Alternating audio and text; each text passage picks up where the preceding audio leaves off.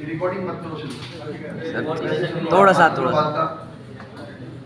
जिसको भगवान की पूजा करनी थी उसके सामने एक मंदिर जो चारों तरफ से परकोटा से ग्रस्त था, चारों तरफ उसके परकोटा था मंदिर के, शिवलिंग था, शिव का वो अनन्य भक्त था, शिव की उसे पूजा करनी थी और उस मंदिर में जाना था। उसके 4 द्वार थे, उस मंदिर के उस परकोटे के 4 द्वार थे। एक द्वार पर शराब रखी, एक द्वार पर जुआ रखा और एक द्वार पर मांस रखा।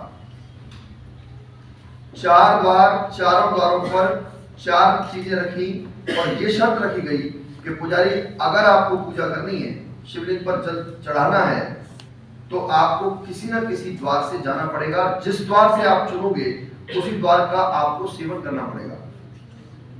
पुजारी एक एक द्वार को जाता है, देखता है कि एक पर मदिरा है, कि मदिरा को देखकर रहे नहीं, कदापि नहीं, मैं पूजा पाठ करने वाला व्यक्ति इस मदिरा का सेवन कैसे कर सकता हूँ। एक पर वेश्या को देखते वो तुरंत हाथ जोड़ के आगे, वेश्यावृत्ति कभी नहीं, कदापि नहीं। तीसरे द्वार पर गए, द्यूत क्रीड़ा, जुआ का खेल चल रहा था कि यहाँ से जुआ खेल के जाओगे, कि अगर जुआ खेलूंगा तो सब नष्ट हो जाएगा, मेरे पास जो भी संचित पूंजी है या जो भी पूंजी है वो सब नष्ट हो जाएगी, जुआ भी नहीं खेल सकता। और अंतिम द्वार पर आया तो वहां मांस मिला उसे कि आप मांसाहार का सेवन करो, मांस खा के ही अंदर पूजा करने जाओ। और शर्त रखी, पूजा करनी जरूरी थी, पुजारी को शर्त थी पूजा करना है और जाना है। चारों द्वारों पर घूमने के बाद वो एक एकांत पर बैठा और सोचा कि करूं तो करूं क्या। फिर उसने बड़े ही निष्कर्ष के बाद अंतिम निर्णय लिया कि क्यों ना यार शराब पी के चला जाए। तो ये तो ऐसा है कि आंख नीच के नाक पकड़ के खींच जाऊंगा, गटक जाऊंगा और पूजा कराऊंगा। अंतिम निर्णय। बाकी उसने तीनों चीजें घृणित समझी, इनको तो सेवन ही नहीं कर सकता, और अंत में उसने शराब को इनसे थोड़ा सा कम समझा कि क्यों ना शराब को पी लिया जाए। तो वह पुजारी उस शराब को पीने के लिए तैयार हो गया। साहब मैं शराब पी लूंगा पर मुझे पूजा करनी है, मैं पूजा जरूर करूंगा। दोस्तों उसको मदिरा पिलाई गई। मदिरा पिलाने के बाद उस पुजारी को भेजा कि जाओ मंदिर में पूजा करके आओ।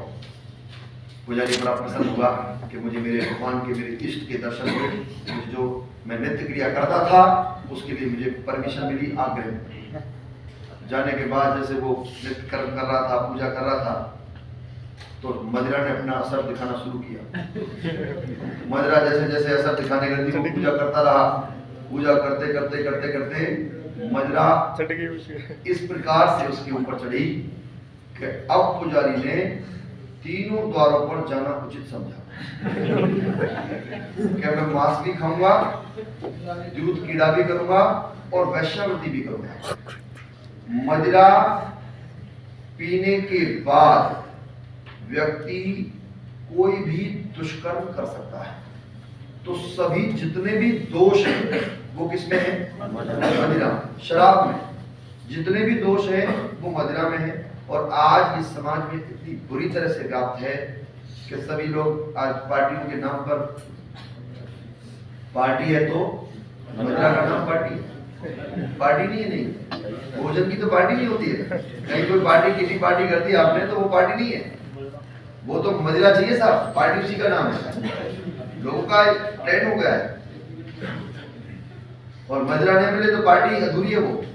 तो इतना ट्रेंड बढ़ चुका है।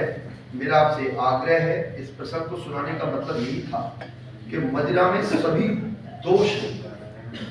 अगर वो मदिरा की जगह मांसाहार का सेवन कर लेता तो वो एक ही जगह रहता, वो मांसाहार खा के ही रह जाता कि मांस खा लिया साहब, उसके बाद नहीं। कोई भी एक कार्य करता तो वो रह जाता, लेकिन उसने मदिरा चुनी कि मदिरा को उसने सॉफ्ट समझा। आज मदिरा से हमारा समाज, हमारे आसपास का माहौल इतना दूषित होता जा रहा है कि घर में खाना नहीं है, बच्चे भूखे बैठे हैं, पर वो मदिरा के लिए पैसा लाएगा नहीं, शराब पिएगा।